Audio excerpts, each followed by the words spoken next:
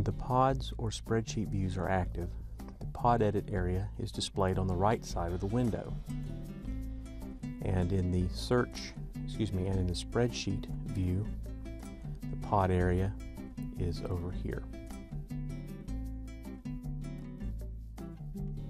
The pod edit area adds and deletes channels in the active group quickly and easily. We'll select the address bus.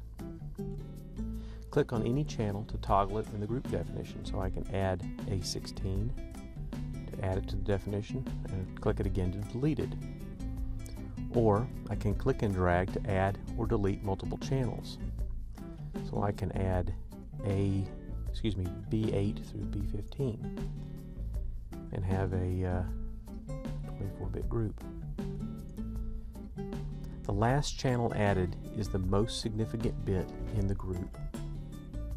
So dragging from right to left, like this, from right to left, adds the channels to the top of the group in ascending bit order, while dragging from left to right adds them in descending bit order. So I can remove them, and now I can add them in descending order, like that.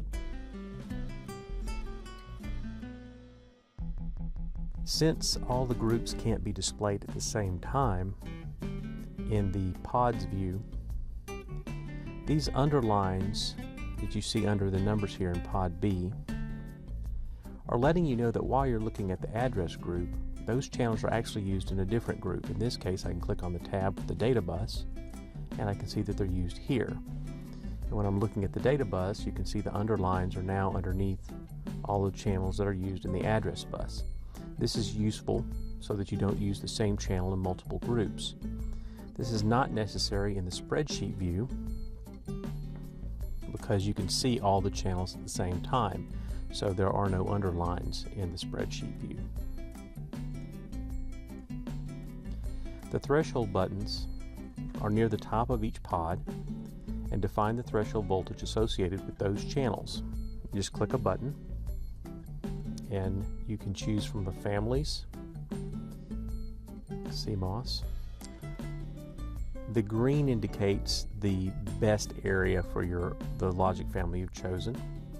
You don't have to use it for any logic family you have active. You can drag it all the way down to 0 volts for threshold, or all the way up to 3.2 volts, excuse me. But that line and this is the default area, and this is your optimum range for the logic family. So as I change logic families, you'll see this range. Let's choose a small one. So now the maximum range I have here is 0 to 1.8 volts. And this is the 0.9 volts is the best place for that to be. You can still drag it all the way up to 3.2 volts, but you're outside your voltage range. And that's what this gray area is indicating. When you choose the voltage range, it'll set it back to the default. You can also bump it up or down a little bit using these buttons, as well as type in a custom value and reset it. Finally, the activity indicators at the bottom of each pod show this input state for every channel, which can be high, low, or changing. Now, in this case, I don't have anything hooked up to the GoLogic, and so the channels are reading all low. Let's switch to the mixer now and look at how channels are added and removed from this display type. When these views are active for the mixer or the pinpoint probes, the channel editing area mimics a top-down view of the probe connector. Click on any channel to toggle it in the definition, so I can toggle A0.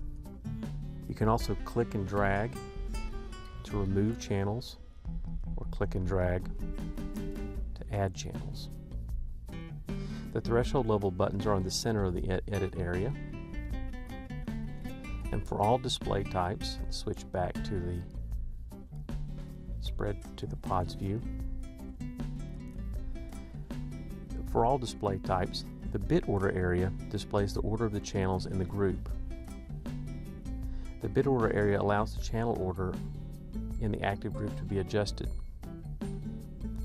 The most significant bit is on the left, and that's this, while the least significant bit is to the right. Click on a token to select a single channel, or click and drag a selection box around several channels. Selected channel tokens can be arranged by drag and drop.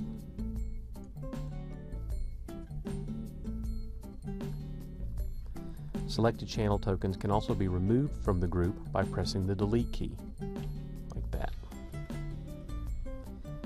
Finally, you can right-click on the channel tokens to view a pop-up menu of useful actions. Remove one, all, sort ascending, descending, or reverse the bid order. The next video discusses the transition detectors, which are edited in the Channel Groups tab.